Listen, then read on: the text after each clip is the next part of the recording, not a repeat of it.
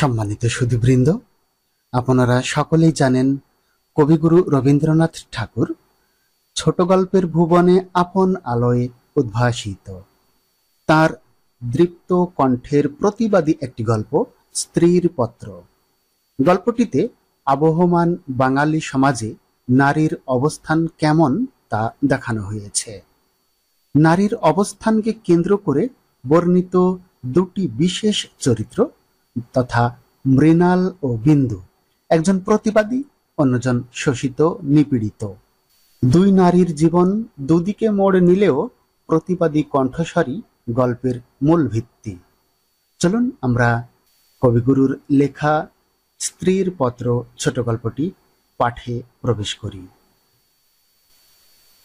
শ্রীচরণ কমলেশু। আজ 15 বছর আমাদের বিবাহ হয়েছে। আজ পর্যন্ত তোমাকে চিঠি লিখিনি।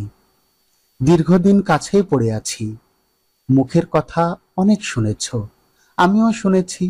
চিঠি লেখার মতো ফাঁকটুকুও পাওয়া যায়নি। আজ আমি এসেছি তীর্থ করতে শ্রীক্ষেত্রে। তুমি আছো তোমার আপিসের কাজে। শামুকের সঙ্গে খোলসের যে সম্বন্ধ, কলকাতার সঙ্গে তোমার তাই। সে তোমার দেহ মনের সঙ্গে এঁটে গিয়েছে, তাই তুমি আপিসে ছুটির দরখাস্ত করলে না।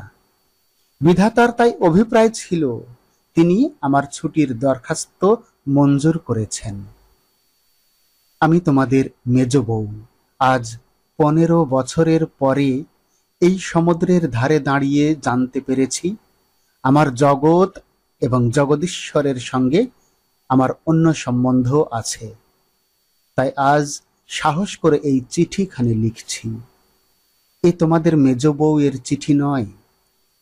তোমাদের সঙ্গে আমার সম্বন্ধ কপালে যিনি লিখেছিলেন, তিনি ছাড়া যখন সেই সম্ভাবনার কথা আর কেউ জানত না, সেই শিশু বয়সে আমি আর আমার ভাই একসঙ্গেই সান্নিপাতিক জ্বরে পড়ি। আমার ভাইটি মারা গেল, আমি বেঁচে উঠলুম। পাড়ার সব মেয়েরাই বলতে লাগলো, মৃণাল মেয়ে কিনা, তাই ও বাঁচল। বেটা ছেলে হলে কি আর রক্ষা পেত? চুরিবিদ্যাতে জম পাকা, দামি জিনিসের পরেই তার লোভ। আমার মরণ নেই, সেই কথাটাই ভালো করে বুঝিয়ে বলবার জন্যে এই চিঠিখানি লিখতে বসেছি। যেদিন তোমাদের দূর সম্পর্কে মামা তোমার বন্ধু নীরদকে নিয়ে কনে দেখতে এলেন, তখন আমার বয়স 12। দুর্গম পাড়া গাঁয়ে আমাদের বাড়ি। সেখানে দিনের বেলা শেয়াল ডাকে। স্টেশন থেকে 7 ক্রোশ ছেকরা গাড়িতে এসে বাকি 3 মাইল কাঁচা রাস্তায় পালকি করে তবে আমাদের গাঁয়ে পৌঁছানো যায়। সেদিন তোমাদের কি হয়রানি! তার উপরে আমাদের কাঙাল দেশের রান্না। সেই রান্নার প্রহসন আজও মামা ভোলেনি। তোমাদের বড় বউয়ের রূপের অভাব মেজ বউকে দিয়ে পূরণ করবার জন্যে তোমার মায়ের একান্ত জিদ ছিল। নইলে এত কষ্ট করে আমাদের সে গাঁয়ে তোমরা যাবে কেন? বাংলাদেশে পিলে যকৃত অম্ল শুল এবং কনের জন্য তো কাউকে খোঁজ করতে হয় না। তারা আপনি এসে চেপে ধরে, কিছুতে ছাড়তে চায় না। বাবার বুক দূর দূর করতে লাগলো। মা দুর্গা নাম জপ করতে লাগলেন। শহরের দেবতাকে পাড়া গাঁয়ের পূজারি কি দিয়ে সন্তুষ্ট করবি? মেয়ের রূপের উপর ভরসা, কিন্তু সেই রূপের গুমর তো মেয়ের মধ্যে নেই। যে ব্যক্তি দেখতে এসেছে, সে তাকে যে দামই দেবে সেই তার দাম। তাই তো হাজার রূপের গুণেও মেয়ে মানুষের সংকোচ কিছুতে ঘোচে না। সমস্ত বাড়ির, এমনকি সমস্ত পাড়ার এই আতঙ্ক আমার বুকের মধ্যে পাথরের মতো চেপে বসল। সেদিনকার আকাশের যত আলো এবং জগতের সকল শক্তি যেন 12 বছরের একটি পাড়া গিয়ে মেয়েকে 2 জন পরীক্ষকের 2 জোড়া চোখের সামনে শক্ত করে তুলে ধরবার জন্যে পেয়াদাগিরি করছিল। আমার কোথাও লুকোবার জায়গা ছিল না। সমস্ত আকাশকে কাঁদিয়ে দিয়ে বাঁশি বাজাতে লাগলো। তোমাদের বাড়িতে এসে উঠলুম। আমার খুঁতগুলি সবিস্তারে খতিয়ে দেখেও গিন্নির দল সকলে স্বীকার করলেন, মোটের উপরে আমি সুন্দরী বটে। সে কথা শুনে আমার বড় জায়ের মুখ গম্ভীর হয়ে গেল। কিন্তু আমার রূপের দরকার কি ছিল তাই ভাবি। রূপ জিনিসটাকে যদি কোনো সেকেলে পণ্ডিত গঙ্গা মৃত্তিকা দিয়ে গড়তেন তাহলে ওর আদর থাকতো, কিন্তু ওটা যে কেবল বিধাতা নিজের আনন্দে গড়েছেন, তাই তোমাদের ধর্মের সংসারে ওর দাম নেই। আমার যে রূপ আছে সে কথা ভুলতে তোমার বেশি দিন লাগেনি, কিন্তু আমার যে বুদ্ধি আছে সেটা তোমাদের পদে পদে স্মরণ করতে হয়েছে। ওই বুদ্ধিটা আমার এতই স্বাভাবিক যে তোমাদের ঘরকন্যার মধ্যে এতকাল কাটিয়েও আজও সে টিকে আছে। মা আমার এই বুদ্ধিটার জন্যে বিষম উদ্বিগ্ন ছিলেন। মেয়ে মানুষের পক্ষে এ এক বালাই। যাকে বাধা মেনে চলতে হবে সে যদি বুদ্ধিকে মেনে চলতে চায় তবে ঠোকর খেয়ে খেয়ে তার কপাল ভাঙবেই। কিন্তু কি করব বলো? তোমাদের ঘরের বউয়ের যতটা বুদ্ধির দরকার বিধাতা অসতর্ক হয়ে আমাকে তার চেয়ে অনেকটা বেশি দিয়ে ফেলেছেন। সে আমি এখন ফিরিয়ে দিই কাকে? তোমরা আমাকে মেয়ে জ্যাঠা বলে দুবেলা গাল দিয়েছ। কটু কথাই হচ্ছে অক্ষমের সান্ত্বনা, অতএব সে আমি ক্ষমা করলুম। আমার একটা জিনিস তোমাদের ঘরকন্যার বাইরে ছিল, সেটা কেউ তোমরা জানোনি। আমি লুকিয়ে কবিতা লিখতুম। সে ছাইপাশ যাই হোক না, সেখানে তোমাদের অন্দরমহলের পাঁচিল ওঠেনি। সেইখানে আমার মুক্তি, সেইখানে আমার আমি। আমার মধ্যে যা কিছু তোমাদের মেজ বউকে ছাড়িয়ে রয়েছে সে তোমরা পছন্দ করনি, চিনতেও পারোনি। আমি যে কবি সে এই 15 বছরেও তোমাদের কাছে ধরা পড়েনি। তোমাদের ঘরের প্রথম স্মৃতির মধ্যে সবচেয়ে যেটা আমার মনে জাগছে সে তোমাদের গোয়াল ঘর। অন্দরমহলের সিঁড়িতে উঠবার ঠিক পাশের ঘরেই তোমাদের গরু থাকে। সামনের উঠোনটুকু ছাড়া তাদের আর নড়বার জায়গা নেই। সেই উঠানের কোণে তাদের জাবনা দেবার কাঠের গামলা। সকালে বেহারার নানা কাজ। উপবাসী গরুগুলো ততক্ষণ সেই গামলার ধারগুলো চেটে চেটে চিবিয়ে চিবিয়ে খাবলা করে দিত। আমার প্রাণ কাঁদত। আমি পাড়া গাঁয়ের মেয়ে। তোমাদের বাড়িতে যেদিন নতুন এলুম সেদিন সে 2টি গরু এবং 3টি বাছুরি সমস্ত শহরের মধ্যে আমার চিরপরিচিত আত্মীয়ের মতো আমার চোখে ঠেকল। যতদিন নতুন বউ ছিলুম নিজে না খেয়ে লুকিয়ে ওদের খাওয়াতুম। যখন বড় হলুম তখন গরুর প্রতি আমার প্রকাশ্য মমতা লক্ষ্য করে আমার ঠাট্টার সম্পর্কীয়রা আমার গোত্র সম্বন্ধে সন্দেহ প্রকাশ করতে লাগলেন। আমার মেয়েটি জন্ম নিয়েই মারা গেল। আমাকেও সে সঙ্গে যাবার সময় ডাক দিয়েছিল। সে যদি বেঁচে থাকতো তাহলে সেই আমার জীবনে যা কিছু বড়, যা কিছু সত্য সমস্ত এনে দিত। তখন মেজ বউ থেকে একেবারে মা হয়ে বসতুম। মা যে এক সংসারের মধ্যে থেকেও বিশ্ব সংসারের। মা হবার দুঃখটুকু পেলুম, কিন্তু মা হবার মুক্তিটুকু পেলুম না। মনে আছে ইংরেজ ডাক্তার এসে আমাদের অন্দর দেখে আশ্চর্য হয়েছিল এবং আঁতুড় ঘর দেখে বিরক্ত হয়ে বকাবকি করেছিল। সদরে তোমাদের একটুখানি বাগান আছে, ঘরে সাজসজ্জা আসবাবের অভাব নেই, আর অন্দরটা যেন পশমের কাজের উল্টো পিঠ। সেদিকে কোনো লজ্জা নেই, শ্রী নেই, সজ্জা নেই। সেদিকে আলো মিটমিট করে জ্বলে, হাওয়া চোরের মতো প্রবেশ করে, উঠোনের আবর্জনা নড়তে চায় না। দেওয়ালের এবং মেজের সমস্ত কলঙ্ক অক্ষয় হয়ে বিরাজ করে। কিন্তু ডাক্তার একটা ভুল করেছিল। সে ভেবেছিল এটা বুঝি আমাদের অহরাত্র দুঃখ দেয়। ঠিক উল্টো, অনাদর জিনিসটাই ছাইয়ের মতো। সে ছাই আগুনকে হয়তো ভিতরে ভিতরে জমিয়ে রাখে, কিন্তু বাইরে থেকে তার তাপটাকে বুঝতে দেয় না। আত্মসম্মান যখন কমে যায় তখন অনাদরকে তো অন্যায্য বলে মনে হয় না, সেই জন্যে তার বেদনা নেই। তাই তো মেয়ে মানুষ দুঃখ বোধ করতে লজ্জা পায়। আমি তাই বলি, মেয়ে মানুষকে দুঃখ পেতেই হবে, এইটা যদি তোমাদের ব্যবস্থা হয়, তাহলে যতদূর সম্ভব তাকে অনাদরে রেখে দেওয়াই ভালো। আদরে দুঃখে ব্যথাটা কেবল বেড়ে ওঠে। যেমন করেই রাখো, দুঃখ যে আছে এ কথা মনে করবার কোথাও কোনোদিন মনে আসেনি। আঁতুড় ঘরে মরণ মাথার কাছে এসে দাঁড়ালো, মনে ভয়ই হলো না। জীবন আমাদের কি বা যে মরণকে ভয় করতে হবে? আদরে যত্নে যাদের প্রাণের বাঁধন শক্ত করেছে, মরতে তাদেরই বাধে। সেদিন যম যদি আমাকে ধরে টান দিত, তাহলে আলগা মাটি থেকে যেমন অতি সহজে ঘাসের চাপড়া উঠে আসে, সমস্ত শিকড় শুদ্ধ আমি তেমনি করে উঠে আসতুম। বাঙালির মেয়ে তো কথায় মরতে যায়, কিন্তু এমন মরার বাহাদুরিটা কি? মরতে লজ্জা হয়। আমাদের পক্ষে ওটা এতই সহজ।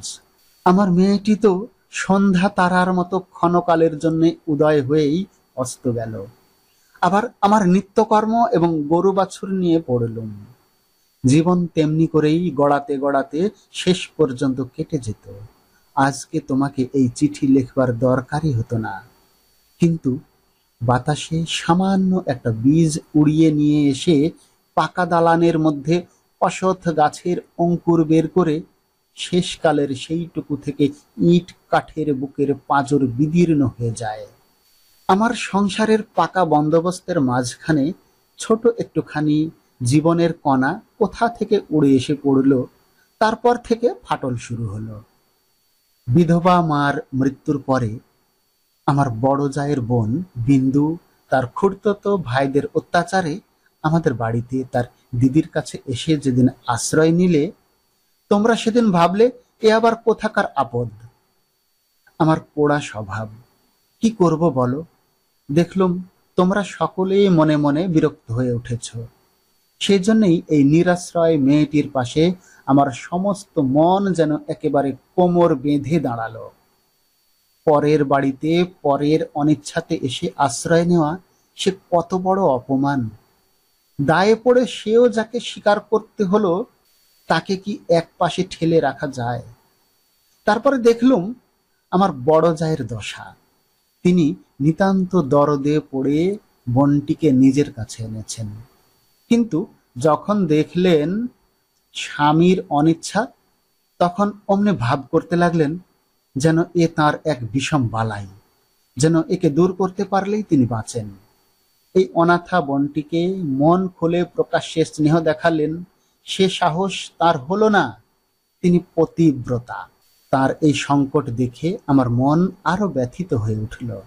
দেখলুম বড় যা সকলকে একটু বিশেষ করে দেখিয়ে দেখিয়ে বিন্দুর খাওয়া পড়ার এমনি মোটা রকমের ব্যবস্থা করলেন, এবং বাড়ির সর্বপ্রকার দাসীবৃত্তিতে তাকে এমনভাবে নিযুক্ত করলেন যে আমার কেবল দুঃখ নয়, লজ্জা বোধ হলো। তিনি সকলের কাছে প্রমাণ করবার জন্য ব্যস্ত যে আমাদের সংসারে ফাঁকি দিয়ে বিন্দুকে ভারী সুবিধা দরে পাওয়া গেছে। ও কাজ দেয় বিস্তর, অথচ খরচের হিসাবে বেজায় সস্তা। আমাদের বড় জায়ের বাপের বংশে কুল ছাড়া আর বড় কিছু ছিল না, রূপও না, টাকাও না। আমার শ্বশুরের হাতে পায়ে ধরে কেমন করে তোমাদের ঘরে তার বিবাহ হলো সে তো সমস্তই জানো। তিনি নিজের বিবাহটাকে এ বংশের প্রতি বিষম একটা অপরাধ বলেই চিরকাল মনে জেনেছেন। সেই জন্যে সকল বিষয়েই নিজেকে যতদূর সম্ভব সংকুচিত করে তোমাদের ঘরে তিনি অতি অল্প জায়গা জুড়ে থাকেন। কিন্তু তার এই সাধু দৃষ্টান্তে আমাদের বড় মুশকিল হয়েছে। আমি সকল দিকে আপনাকে অত অসম্ভব খাটো করতে পারি নে। আমি যেটাকে ভালো বলে বুঝি, আর কারো খাতিরে সেটাকে মন্দ বলে মেনে নেওয়া আমার কর্ম নয়। তুমিও তার অনেক প্রমাণ পেয়েছ। বিন্দুকে আমি আমার ঘরে টেনে নিলুম। দিদি বললেন, মেজ বউ, গরিবের ঘরের মেয়ের মাথাটি খেতে বসলেন। আমি যেন বিষম একটা বিপদ ঘটালুম, এমনি ভাবে তিনি সকলের কাছে নালিশ করে বেড়ালেন। কিন্তু আমি নিশ্চয় জানি তিনি মনে মনে বেঁচে গেলেন। এখন দোষের বোঝা আমার উপরেই পড়ল। তিনি বোনকে নিজে যে স্নেহ দেখাতে পারতেন না, আমাকে দিয়ে সেই স্নেহটুকু করিয়ে নিয়ে তার মনটা হালকা হলো। আমার বড় যা বিন্দুর বয়স থেকে ২-৪টে অঙ্ক বাদ দিতে চেষ্টা করতেন, কিন্তু তার বয়স যে ১৪-র চেয়ে কম ছিল না, এ কথা লুকিয়ে বললে অন্যায় হতো না। তুমি তো জানো সে দেখতে এতই মন্দ ছিল যে পড়ে গিয়ে সে যদি মাথা ভাঙতো তবে ঘরের মেঝেটার জন্যেই লোকে উদ্বিগ্ন হতো। কাজেই পিতামাতার অভাবে কেউ তাকে বিয়ে দেবার ছিল না, এবং তাকে বিয়ে করবার মতো মনের জোরই বা কজন লোকের ছিল। বিন্দু বড় ভয়ে ভয়ে আমার কাছে এলো, যেন আমার গায়ে তার ছোঁয়াচ লাগলে আমি সইতে পারবো না। বিশ্ব সংসারে তার যেন জন্মাবার কোনো শর্ত ছিল না, তাই সে কেবলই পাশ কাটিয়ে চোখ এড়িয়ে চলত। তার বাপের বাড়িতে তার খুড়তুতো ভাইরা তাকে এমন একটি কোণও ছেড়ে দিতে চায়নি যে কোণে একটা অনাবশ্যক জিনিস পড়ে থাকতে পারে। অনাবশ্যক আবর্জনা ঘরের আশেপাশে অনায়াসে স্থান পায়, কেননা মানুষ তাকে ভুলে যায়। কিন্তু অনাবশ্যক মেয়ে মানুষ যে একে অনাবশ্যক, আবার তার উপরে তাকে ভোলাও শক্ত।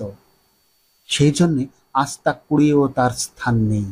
অথচ বিন্দুর খুড়তুতো ভাইরা যে জগতে পরমাবশ্যক পদার্থ তা বলবার জো নেই, কিন্তু তারা বেশ আছে। তাই বিন্দুকে যখন আমার ঘরে ডেকে আনলুম, তার বুকের মধ্যে কাঁপতে লাগলো। তার ভয় দেখে আমার বড় দুঃখ হলো। আমার ঘরে যে তার একটুখানি জায়গা আছে, সেই জায়গাটি আমি অনেক আদর করে তাকে বুঝিয়ে দিলুম। কিন্তু আমার ঘর শুধু তো আমারই ঘর নয়, কাজেই আমার কাজটি সহজ হলো না। ২-৪ দিন আমার কাছে থাকতেই তার গায়ে লাল লাল কি উঠল। হয়তো সে ঘামাচি, নয়তো আরো কিছু হবে। তোমরা বললে বসন্ত, কেননা ও যে বিন্দু। তোমাদের পাড়ায় এক আনাড়ি ডাক্তার এসে বললে আর ২-১ দিন না গেলে ঠিক বলা যায় না। কিন্তু সেই ২-১ দিনের সবুর সইবে কে? বিন্দু তো তার ব্যামোর লজ্জাতেই মরবার জো হলো। আমি বললুম, বসন্ত হয়তো হোক, আমি আমাদের সেই আঁতুড় ঘরে ওকে নিয়ে থাকবো, আর কাউকে কিছু করতে হবে না। এই নিয়ে আমার উপরে তোমরা যখন সকলে মার মূর্তি ধরেছ, এমনকি বিন্দুর দিদিও যখন অত্যন্ত বিরক্তির ভান করে পোড়া কপালি মেয়েটাকে হাসপাতালে পাঠাবার প্রস্তাব করেছেন, এমন সময় ওর গায়ের সমস্ত লাল দাগ একদম মিলিয়ে গেল। তোমরা দেখি তাতে আরো ব্যস্ত হয়ে উঠলে, বললে নিশ্চয় বসন্ত বসে গিয়েছে, কেননা ও যে বিন্দু।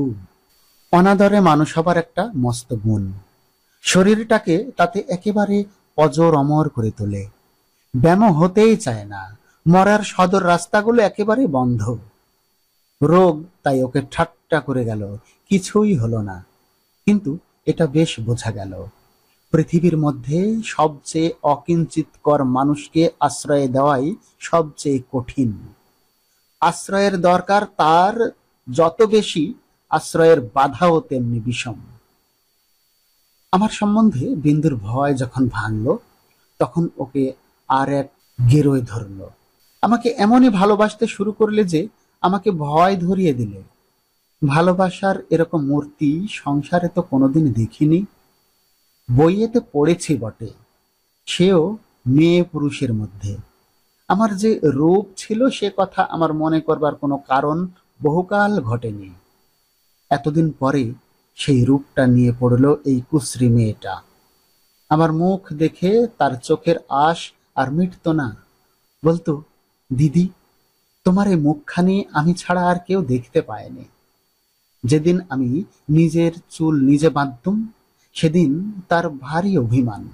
আমার চুলের বোঝা ২ হাত দিয়ে নাড়তে চাড়তে তার ভারী ভালো লাগতো।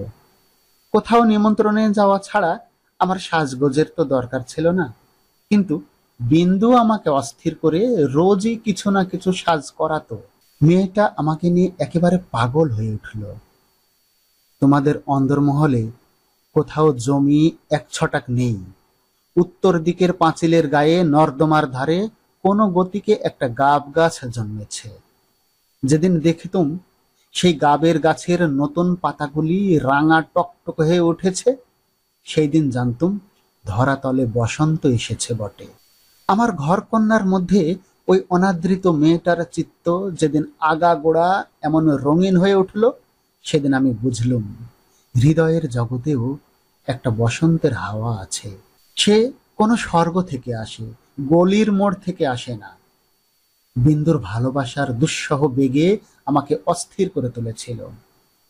একবার তার উপর রাগ হতো, সে কথা স্বীকার করি, কিন্তু তার এই ভালোবাসার ভিতর দিয়ে আমি আপনার একটি স্বরূপ দেখলুম, যা আমি জীবনে আর কোনোদিন দেখিনি। সেই আমার মুক্ত স্বরূপ। এদিকে বিন্দুর মতো মেয়েকে আমি যে এতটা আদর যত্ন করছি, এ তোমাদের অত্যন্ত বাড়াবাড়ি বলে ঠেকল। এর জন্যে খুঁত খুঁত খিটখিটের অন্ত ছিল না। যেদিন আমার ঘর থেকে বাজুবন্ধ চুরি গেল, সেদিন সেই চুরিতে বিন্দুর যে কোনো রকমের হাত ছিল এ কথার আভাস দিতে তোমাদের লজ্জা হলো না। যখন স্বদেশী হাঙ্গামায় লোকের বাড়ি তল্লাশি হতে লাগলো, তখন তোমরা অনায়াসে সন্দেহ করে বসলে যে বিন্দু পুলিশের পোষা মেয়ে চর। তার আর কোনো প্রমাণ ছিল না, কেবল এই প্রমাণ যে ও বিন্দু। তোমাদের বাড়ির দাসীরা ওর কোন রকম কাজ করতে আপত্তি করত। তাদের কাউকে ওর কাজ করবার ফরমাস করলে ও মেয়েও যে একেবারে সংকোচে যেন আড়ষ্ট হয়ে উঠত। এই সকল কারণেই ওর জন্য আমার খরচ বেড়ে গেল। আমি বিশেষ করে একজন আলাদা দাসী রাখলুম। সেটা তোমাদের ভালো লাগেনি। বিন্দুকে আমি যে সব কাপড় পরতে দিতুম, তা দেখে তুমি এত রাগ করেছিলে যে আমার হাত খরচের টাকা বন্ধ করে দিলে। তারপর দিন থেকে আমি 5 শিকে দামের জোড়া মোটা কোরা কলের ধুতি পরতে আরম্ভ করে দিলুম। আর মতির মা এখন আমার এঁটে ভাতের থালা নিয়ে যেতে এলো, তাকে বারণ করে দিলুম। আমি নিজেই উঠোনের কলতলায় গিয়ে এঁটে ভাত বাছুরকে খাইয়ে বাসন মেজেছি। একদিন হঠাৎ সেই দৃশ্যটি দেখে তুমি খুব খুশি হওনি। আমাকে খুশি না করলেও চলে, আর তোমাদের খুশি না করলেই নয়। এই সুবুদ্ধিটা আজ পর্যন্ত আমার ঘটে এলো না। এদিকে তোমাদের রাগও যেমন বেড়ে উঠেছে, বিন্দুর বয়সও তেমনি বেড়ে উঠেছে। সেই স্বাভাবিক ব্যাপারে তোমরা অস্বাভাবিক রকমের বিব্রত হয়ে উঠেছিলে। একটা কথা মনে করে আমি আশ্চর্য হই, তোমরা জোর করে কেন বিন্দুকে তোমাদের বাড়ি থেকে বিদায় করে দাওনি? আমি বেশ বুঝি, তোমরা আমাকে মনে মনে ভয় করো। বিধাতা যে আমাকে বুদ্ধি দিয়েছিলেন, ভিতরে ভিতরে তার খাতির না করে তোমরা বাঁচো না। অবশেষে বিন্দুকে নিজের শক্তিতে বিদায় করতে না পেরে তোমরা প্রজাপতি দেবতার শরণাপন্ন হলে। বিন্দুর বর ঠিক হলো। বড় যা বললেন, বাঁচলুম। মা কালী আমাদের বংশের মুখ রক্ষা করলেন। বর কেমন তা জানি নে, তোমাদের কাছে শুনলুম সকল বিষয়েই ভালো। বিন্দু আমার পা জড়িয়ে ধরে কাঁদতে লাগলো, বললে, দিদি আমার আবার বিয়ে করা কেন? আমি তাকে অনেক বুঝিয়ে বললুম, বিন্দু তুই ভয় করিস নে, শুনেছি তোর বর ভালো।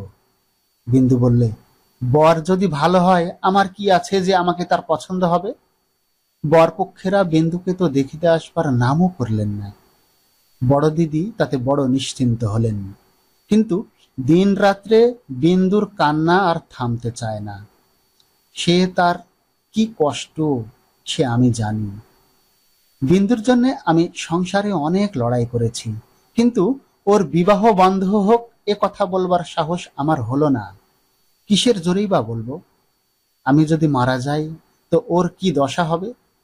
একে তো মেয়ে, তাতে কালো মেয়ে, কার ঘরে চললো ওর কি দশা হবে সে কথা না ভাবাই ভালো। ভাবতে গেলে প্রাণ কেঁপে ওঠে। বিন্দু বললে, দিদি বিয়ের আর 5 দিন আছে, এর মধ্যে আমার মরণ হবে নাকি? আমি তাকে ধমকে দিলুম, কিন্তু অন্তর্যামী জানেন, যদি কোনো সহজভাবে বিন্দুর মৃত্যু হতে পারত তাহলে আমি আরাম বোধ করতুম। বিবাহের আগের দিন বিন্দু তার দিদিকে গিয়ে বললে, দিদি আমি তোমার গোয়াল ঘরে পড়ে থাকবো, আমাকে যা বলবে তাই করব, তোমার পায়ে পড়ি, আমাকে এমন করে ফেলে দিও না। কিছুকাল থেকে লুকিয়ে লুকিয়ে দিদির চোখ দিয়ে জল পড়ছিল, সেদিনও পড়ল। কিন্তু শুধু হৃদয় তো নয়, শাস্ত্রও আছে। তিনি বললেন, জানিস তো বিন্দি, পতি হচ্ছে স্ত্রীলোকের গতি মুক্তি সব। কপালে যদি দুঃখ থাকে তো কেউ খণ্ডাতে পারবে না। আসল কথা হচ্ছে, কোনো দিকে কোনো রাস্তাই নেই, বিন্দুকে বিবাহ করতেই হবে, তারপরে যা হয় তা হোক। আমি চেয়েছিলুম বিবাহটা যাতে আমাদের বাড়িতেই হয়, কিন্তু তোমরা বলে বসলে বরের বাড়িতেই হওয়া চাই, সেটা তাদের কৌলিক প্রথা। আমি বুঝলুম, বিন্দুর বিবাহের জন্য যদি তোমাদের খরচ করতে হয়, তবে সেটা তোমাদের গৃহদেবতার কিছুতেই সইবে না। কাজেই চুপ করে যেতে হলো। কিন্তু একটি কথা তোমরা কেউ জানো না, দিদিকে জানবার ইচ্ছে ছিল কিন্তু জানাইনি। কেননা তাহলে তিনি ভয়েই মরে যেতেন। আমার কিছু কিছু গয়না দিয়ে আমি লুকিয়ে বিন্দুকে সাজিয়ে দিয়েছিলুম। বোধ করি দিদির চোখে সেটা পড়ে থাকবে, কিন্তু সেটা তিনি দেখেও দেখেননি। দোহাই ধর্মের, সেজন্য তোমরা তাকে ক্ষমা করো। যাবার আগে বিন্দু আমাকে জড়িয়ে ধরে বললে, দিদি, আমাকে তোমরা তাহলে নিতান্তই ত্যাগ করলে? আমি বললুম, না বিন্দি, তোর যেমন দশাই হোক না কেন, আমি তোকে শেষ পর্যন্ত ত্যাগ করব না। 3 দিন গেল। তোমাদের তালুকের প্রজা খাবার জন্যে তোমাকে যে ভাড়া দিয়েছিল, তাকে তোমার জঠরাগ্নি থেকে বাঁচিয়ে আমি আমাদের একতলায় কয়লা রাখবার ঘরের এক পাশে বাস করতে দিয়েছিলুম। সকালে উঠেই আমি নিজে তাকে দানা খাইয়ে আসতুম। তোমার চাকরদের প্রতি 2-1 দিন নির্ভর করে দেখেছি, তাকে খাওয়ানোর চেয়ে তাকে খাওয়ার প্রতিই তাদের বেশি ঝোঁক। সেদিন সকালে সেই ঘরে ঢুকে দেখি বিন্দু এক কোণে জড়ো সড়ো হয়ে বসে আছে। আমাকে দেখেই আমার পা জড়িয়ে ধরে লুটিয়ে পড়ে নিঃশব্দে কাঁদতে লাগলো। বিন্দুর স্বামী পাগল। সত্যি বলছিস বিন্দি? এত বড় মিথ্যা কথা তোমার কাছে বলতে পারি দিদি? তিনি পাগল। শ্বশুরের এই বিবাহে মত ছিল না, কিন্তু তিনি আমার শাশুড়িকে জমের মতো ভয় করেন। তিনি বিবাহের পূর্বেই কাশী চলে গেছেন। শাশুড়ি জেদ করে তার ছেলের বিয়ে দিয়েছেন। আমি সেই রাশ করা কয়লার উপরে বসে পড়লুম। মেয়ে মানুষকে মেয়ে মানুষ দয়া করে না, বলে ও তো মেয়ে মানুষ বই তো নয়। ছেলে হোক না সে পাগল, সে তো পুরুষ বটে। বিন্দুর স্বামীকে হঠাৎ পাগল বলে বোঝা যায় না, কিন্তু এক একদিন সে এমন উন্মাদ হয়ে ওঠে যে তাকে ঘরে তালা বন্ধ করে রাখতে হয়। বিবাহের রাত্রে সে ভালো ছিল, কিন্তু রাত জাগা প্রভৃতি উৎপাতে দ্বিতীয় দিন থেকে তার মাথা একেবারে খারাপ হয়ে উঠল। বিন্দু দুপুরবেলায় পিতলের থালায় ভাত খেতে বসেছিল। হঠাৎ তার স্বামী থালা শুদ্ধ ভাত টেনে উঠোনে ফেলে দিল। হঠাৎ কেমন তার মনে হয়েছে বিন্দু স্বয়ং রানী রাসমণি। বেহারাটা নিশ্চয় সোনার থালা চুরি করে রানীকে তার নিজের থালায় ভাত খেতে দিয়েছে, এই তার রাগ। বিন্দু তো ভয়ে মরে গেল। তৃতীয় রাত্রে শাশুড়ি তাকে যখন স্বামীর ঘরে শুতে বললে, বিন্দুর প্রাণ শুকিয়ে গেল। শাশুড়ি তার প্রচন্ড, রাগলে জ্ঞান থাকে না, সেও পাগল, কিন্তু পুরো নয় বলেই আরো ভয়ানক। বিন্দুকে ঘরে ঢুকতে হলো। স্বামী সে রাত্রে ঠান্ডা ছিল, কিন্তু ভয়ে বিন্দুর শরীর যেন কাঠ হয়ে গেল। স্বামী যখন ঘুমিয়েছে, অনেক রাত্রে সে অনেক কৌশলে পালিয়ে চলে এসেছে। তার বিস্তারিত বিবরণ লিখবার দরকার নেই। ঘৃণায় রাগে আমার সকল শরীর জ্বলতে লাগলো। আমি বললুম, এমন ফাঁকির বিয়ে বিয়েই নয়। বিন্দু, তুই যেমন ছেলে তেমনি আমার কাছে থাক, দেখি তোকে কে নিয়ে যেতে পারে। তোমরা বললে বিন্দু মিথ্যা কথা বলছে। আমি বললুম, ও কখনো মিথ্যা বলেনি। তোমরা বললে, কেমন করে জানলে? আমি বললুম, আমি নিশ্চয়ই জানি। তোমরা ভয় দেখালে, বিন্দুর শ্বশুর বাড়ির লোকে পুলিশ কেস করলে মুশকিলে পড়তে হবে। আমি বললুম, ফাঁকি দিয়ে পাগল বরের সঙ্গে ওর বিয়ে দিয়েছ, এ কথাকে আদালত শুনবে না? তোমরা বললে, তবে কি এই নিয়ে আদালত করতে হবে নাকি? কেন, আমাদের দায় কিসের? আমি বললুম, আমার নিজের গয়না বেচে যা করতে পারি করব। তোমরা বললে, উকিল বাড়ি ছুটবে নাকি? এ কথার জবাব নেই। কপালে করাঘাত করতে পারি, তার বেশি আর কি করব? ওদিকে বিন্দুর শ্বশুরবাড়ি থেকে ওর ভাসুর এসে বাইরে বিষম গোল বাঁধিয়েছে। সে বলছে সে থানায় খবর দেবে। আমার যে কি জোর আছে জানি নে, কিন্তু কসাইয়ের হাত থেকে যে গরু প্রাণ ভয়ে পালিয়ে এসে আমার আশ্রয় নিয়েছে, তাকে পুলিশের তাড়ায় আবার সেই কসাইয়ের হাতে ফিরিয়ে দিতেই হবে, এ কথা কোনো মতেই আমার মন মানতে পারল না। আমি স্পর্ধা করে বললুম, তা দিক থানায় খবর। এই বলে মনে করলুম বিন্দুকে এই বেলা আমার শোবার ঘরে এনে তাকে নিয়ে ঘরে তালাবদ্ধ করে বসে থাকি। খোঁজ করে দেখি বিন্দু নেই।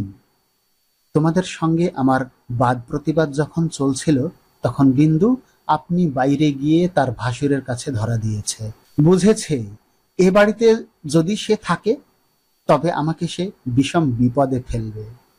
মাঝখানে পালিয়ে এসে বিন্দু আপন দুঃখ আরো বাড়ালে। তার শাশুড়ির তর্ক এই যে, তার ছেলে তো ওকে খেয়ে ফেলছিল না। মন্দ স্বামীর দৃষ্টান্ত সংসারে দুর্লভ নয়, তাদের সঙ্গে তুলনা করলে তার ছেলে যে সোনার চাঁদ। আমার বড়জা বললেন, ওর পোড়া কপাল, তা নিয়ে দুঃখ করে কি করব? তা পাগল হোক ছাগল হোক, স্বামী তো বটে।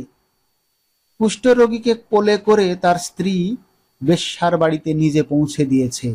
সতী সাধীর সেই দৃষ্টান্ত তোমাদের মনে জাগছিল। জগতের মধ্যে অধমতম কাপুরুষতার এই গল্পটা প্রচার করে আসতে তোমাদের পুরুষের মনে আজ পর্যন্ত একটুও সংকোচ বোধ হয়নি। সেই জন্যই মানব জন্ম নিয়েও বিন্দুর ব্যবহারে তোমরা রাগ করতে পেরেছ। তোমাদের মাথা হেঁট হয়নি। বিন্দুর জন্যে আমার বুক ফেটে গেল, কিন্তু তোমাদের জন্যে আমার লজ্জার সীমা ছিল না। আমি তো পাড়া গিয়ে মেয়ে, তার উপরে তোমাদের ঘরে পড়েছি। ভগবান কোন ফাঁক দিয়ে আমার মধ্যে এমন বুদ্ধি দিলেন, তোমাদের এই সব ধর্মের কথা আমি যে কিছুতেই সইতে পারলুম না। আমি নিশ্চয় জানতুম মরে গেলেও বিন্দু আমাদের ঘরে আর আসবে না, কিন্তু আমি যে তাকে বিয়ের আগের দিন আশা দিয়েছিলাম যে তাকে শেষ পর্যন্ত ত্যাগ করব না। আমার ছোট ভাই শরৎ কলকাতায় কলেজে পড়ছিল। তোমরা জানোই তো, যত রকমের ভলেন্টিয়ারি করা, প্লেগের পাড়ায় ইঁদুর মারা, দামোদরের বন্যায় ছোটা, এতেই তার এত উৎসাহ যে উপরি উপরি দুবার সে এফএ পরীক্ষায় ফেল করেও কিছুমাত্র দমে যায়নি। তাকে আমি ডেকে বললুম, বিন্দুর খবর যাতে আমি পাই, তোকে সেই বন্দোবস্ত করে দিতে হবে শরৎ। বিন্দু আমাকে চিঠি লিখতে সাহস করবে না, লিখলেও আমি পাবো না। এরকম কাজের চেয়ে যদি তাকে বলতুম বিন্দুকে ডাকাতি করে আনতে কিংবা তার পাগল স্বামীর মাথা ভেঙে দিতে, তাহলে সে বেশি খুশি হতো। শরতের সঙ্গে আলোচনা করছি এমন সময় তুমি ঘরে এসে বললে, আবার কি হাঙ্গামা বাঁধিয়েছ? আমি বললুম, সে যা সব গোড়ায় বাঁধিয়েছিলুম, তোমাদের ঘরে এসেছিলুম, কিন্তু সে তো তোমাদেরই কীর্তি। তুমি জিজ্ঞাসা করলে, বিন্দুকে আবার এনে কোথাও লুকিয়ে রেখেছ? আমি বললুম, বিন্দু যদি আসতো তাহলে নিশ্চয়ই এনে লুকিয়ে রাখতুম, কিন্তু সে আসবে না, তোমাদের ভয় নেই। শরৎকে আমার কাছে দেখে তোমার সন্দেহ আরো বেড়ে গেল। আমি জানতুম শরৎ আমাদের বাড়িতে যাতায়াত করে, এ তোমরা কিছুতেই পছন্দ করতে না। তোমাদের ভয় ছিল ওর উপরে পুলিশের দৃষ্টি আছে, কোন দিন ও কোন রাজনৈতিক মামলায় পড়বে, তখন তোমাদের শুদ্ধ জড়িয়ে ফেলবে। সেই জন্য আমি ওকে ভাইফোঁটা পর্যন্ত লোক দিয়ে পাঠিয়ে দিতুম, ঘরে ডাকতুম না। তোমার কাছে শুনলুম বিন্দু আবার পালিয়েছে, তাই তোমাদের বাড়িতে তার ভাসুর খোঁজ করতে এসেছে। শুনে আমার বুকের মধ্যে শেল বিঁধল। হতভাগিনীর যে কি অসহ্য কষ্ট তা বুঝলুম, অথচ কিছুই করবার রাস্তা নেই। শরৎ খবর নিয়ে ছুটল। সন্ধ্যার সময় ফিরে এসে আমাকে বললে, বিন্দু তার খুড়তুতো ভাইদের বাড়ি গিয়েছিল, কিন্তু তারা তুমুল রাগ করে তখনই আবার তাকে শ্বশুর বাড়ি পৌঁছে দিয়ে গেছে। এর জন্যে তাদের খেসারত এবং গাড়ি ভাড়া দণ্ড যা ঘটেছে, তার ঝাঁজ এখনো তাদের মন থেকে মরেনি। তোমাদের খুড়িমা শ্রীক্ষেত্রে তীর্থ করতে যাবেন বলে তোমাদের বাড়িতে এসে উঠেছেন। আমি তোমাদের বললুম, আমিও যাব। আমার হঠাৎ এমন ধর্মে মন হয়েছে দেখে তোমরা এত খুশি হয়ে উঠলে যে কিছুমাত্র আপত্তি করলে না। এ কথাও মনে ছিল যে এখন যদি কলকাতায় থাকি তবে আবার কোন দিন বিন্দুকে নিয়ে ফ্যাসাদ বাঁধিয়ে বসবো। আমাকে নিয়ে বিষম লেঠা। বুধবারে আমার যাবার দিন, রবিবারে সমস্ত ঠিক হলো। আমি শরৎকে ডেকে বললুম, যেমন করে হোক বিন্দুকে বুধবারে পুরী যাবার গাড়িতে তোকে তুলে দিতে হবে। শরতের মুখ প্রফুল্ল হয়ে উঠল। সে বললে, ভয় নেই দিদি, আমি তাকে গাড়িতে তুলে দিয়ে পুরী পর্যন্ত চলে যাব, ফাঁকি দিয়ে জগন্নাথ দেখা হয়ে যাবে। সেই দিন সন্ধ্যার সময় শরৎ আবার এলো। তার মুখ দেখে আমার বুক দমে গেল। আমি বললুম, কি শরৎ, সুবিধা হলো না বুঝি? সে বললে, না। আমি বললুম, রাজি করাতে পারলি নে? সে বললে, আর দরকারও নেই। কাল রাত্রিরে সে কাপড়ে আগুন ধরিয়ে আত্মহত্যা করে মরেছে। বাড়ির যে ভাইপোটার সঙ্গে ভাব করে নিয়েছিলুম তার কাছে খবর পেলুম তোমার নামে সে একটা চিঠি রেখে গিয়েছিল, কিন্তু সে চিঠি ওরা নষ্ট করেছে। যাক, শান্তি হলো। দেশ শুদ্ধ লোক চটে উঠল, বলতে লাগলো, মেয়েদের কাপড়ে আগুন লাগিয়ে মরা একটা ফ্যাশন হয়েছে। তোমরা বললে, এ সমস্ত নাটক করা, তা হবে, কিন্তু নাটকের তামাশাটা কেবল বাঙালি মেয়েদের শাড়ির উপর দিয়ে হয় কেন, আর বাঙালি বীর পুরুষদের কোঁচার উপর দিয়ে হয় না কেন, সেটাও তো ভেবে দেখা উচিত। বিন্দিটার এমনই পোড়া কপাল বটে, যতদিন বেঁচে ছিল রূপে গুণে কোনো যশ পায়নি। মরবার বেলায়ও যে একটু ভেবে চিনতে এমন একটা নতুন ধরনে মরবে যাতে দেশের পুরুষরা খুশি হয়ে হাততালি দেবে, তাও তার ঘটে এলো না। মরেও লোকদের চটিয়ে দিলে। দিদি ঘরের মধ্যে লুকিয়ে কাঁদলেন, কিন্তু সে কান্নার মধ্যে একটা সান্ত্বনা ছিল। যাই হোক না কেন, তবু রক্ষা হয়েছে, মরেছে বই তো না, বেঁচে থাকলে কি না হতে পারত। আমি তীর্থে এসেছি, বিন্দুর আর আসবার দরকার হলো না, কিন্তু আমার দরকার ছিল। দুঃখ বলতে লোকে যা বোঝে তোমাদের সংসারে তা আমার ছিল না। তোমাদের ঘরে খাওয়া পড়া অসচ্ছল নয়। তোমার দাদার চরিত্র যেমন হোক, তোমার চরিত্রে এমন কোনো দোষ নেই যাতে বিধাতাকে মন্দ বলতে পারি। যদি বা তোমার স্বভাব তোমার দাদার মতোই হতো, তাহলেও হয়তো মোটের ওপর আমার এমনই ভাবেই দিন চলে যেত, এবং আমার সত্যি সাধী বড় জায়ের মতো পতি দেবতাকে দোষ না দিয়ে বিশ্ব দেবতাকেই আমি দোষ দেবার চেষ্টা করতুম। অতএব তোমাদের নামে আমি কোনো নালিশ উত্থাপন করতে চাই না। আমার এ চিঠি সেজন্য নয়, কিন্তু আমি আর তোমাদের সেই ২৭ নম্বর মাখন বড়ালের গলিতে ফিরব না। আমি বিন্দুকে দেখেছি সংসারের মাঝখানে, মেয়ে মানুষের পরিচয়টা যে কি তা আমি পেয়েছি, আর আমার দরকার নেই। তারপরে এও দেখেছি, ও মেয়ে বটে, তবু ভগবান ওকে ত্যাগ করেননি। ওর উপরে আমাদের যত জোরই থাক না কেন, সে জোরের অন্ত আছে। ও আপনার হতভাগ্য মানব জন্মের চেয়ে বড়। তোমরাই যে আপন ইচ্ছা মতো আপন দস্তুর দিয়ে ওর জীবনটাকে চিরকাল পায়ের তলায় চেপে রেখে দেবে, তোমাদের পা এত লম্বা নয়। মৃত্যু তোমাদের চেয়ে বড়, সেই মৃত্যুর মধ্যে সে মহান। সেখানে বিন্দু কেবল বাঙালি ঘরের মেয়ে নয়, কেবল খুড়তুতো ভাইয়ের বোন নয়, কেবল অপরিচিত পাগল স্বামীর প্রবঞ্চিত স্ত্রী নয়, সেখানে সে অনন্ত। সেই মৃত্যুর বাঁশি এই বালিকার ভাঙা হৃদয়ের ভিতর দিয়ে আমার জীবনের যমুনা পারে যেদিন বাজলো, সেদিন প্রথমটা আমার বুকের মধ্যে যেন বান বিঁধল। বিধাতাকে জিজ্ঞাসা করলুম, জগতের মধ্যে যা কিছু সবচেয়ে তুচ্ছ, তাই সবচেয়ে কঠিন কেন? এই গলির মধ্যকার চারিদিকে প্রাচীরে তোলা নিরানন্দের অতি সামান্য বুদবুদটা এমন ভয়ঙ্কর বাধা কেন? তোমার বিশ্বজগৎ তার ৬ ঋতুর সুধাপাত্র হাতে করে যেমন করেই ডাক দিক না, এক মুহূর্তের জন্য কেন আমি এই অন্দরমহলটার এইটুকু মাত্র চৌকাঠ পেরোতে পারিনে? তোমার এমন ভুবনে আমার এমন জীবন নিয়ে কেন ওই অতি তুচ্ছ ইট কাঠের আড়ালটার মধ্যেই আমাকে তিলে তিলে মরতেই হবে? কত তুচ্ছ আমার এই প্রতিদিনের জীবনযাত্রা, কত তুচ্ছ এর সমস্ত বাধা নিয়ম, বাধা অভ্যাস, বাধা বলি, এর সমস্ত বাধা মার। কিন্তু শেষ পর্যন্ত সেই দীনতার নাগপাশ বন্ধনেরই হবে জিত, আর হার হলো তোমার নিজের সৃষ্টি ওই আনন্দলোকের। কিন্তু মৃত্যুর বাঁশি বাজতে লাগলো। কোথায় রে রাজমিস্ত্রির গড়া দেওয়াল, কোথায় রে তোমাদের ঘোর আইন দিয়ে গড়া কাঁটা বেড়া? কোন দুঃখে কোন অপমানে মানুষকে বন্দি করে রেখে দিতে পারে? ওই তো মৃত্যুর হাতে জীবনের জয় পতাকা উড়ছে। ওরে মেজ বউ, ভয় নেই তোর। তোর মেজ বউয়ের খোলস ছিন্ন হতে এক নিমেষও লাগে না। তোমাদের গলিকে আর আমি ভয় করি নে। আমার সম্মুখে আজ নীল সমুদ্র, আমার মাথার উপরে আষাঢ়ের মেঘপুঞ্জ। তোমাদের অভ্যাসের অন্ধকারে আমাকে ঢেকে রেখে দিয়েছিলে। ক্ষণকালের জন্য বিন্দু এসে সেই আবরণের ছিদ্র দিয়ে আমাকে দেখে নিয়েছিল। সেই মেয়েটাই তার আপনার মৃত্যু দিয়ে আমার আবরণখানা আগাগোড়া ছিন্ন করে দিয়ে গেল। আজ বাইরে এসে দেখি আমার গৌরব রাখবার আর জায়গা নেই। আমার এই অনাদৃত রূপ যার চোখে ভালো লেগেছে, সেই সুন্দর সমস্ত আকাশ দিয়ে আমাকে চেয়ে দেখেছেন। এইবার মরেছে মেজ বউ। তুমি ভাবছ আমি মরতে যাচ্ছি।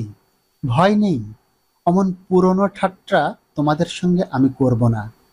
মীরাবাইও তো আমারই মতো মেয়ে মানুষ ছিল, তার শিকলও তো কম ভারী ছিল না। তাকে তো বাঁচবার জন্য মরতে হয়নি। মীরাবাই তার গানে বলেছিল, ছাড়ুক বাপ, ছাড়ুক মা, ছাড়ুক যে যেখানে আছে, মীরা কিন্তু লেগেই রইল প্রভু। তাতে তার যা হবার তা হোক। এই লেগে থাকাই তো বেঁচে থাকা। আমিও বাঁচব, আমি বাঁচলুম। তোমাদের চরণ তলাশ্রয়ে ছিন্ন মৃণাল।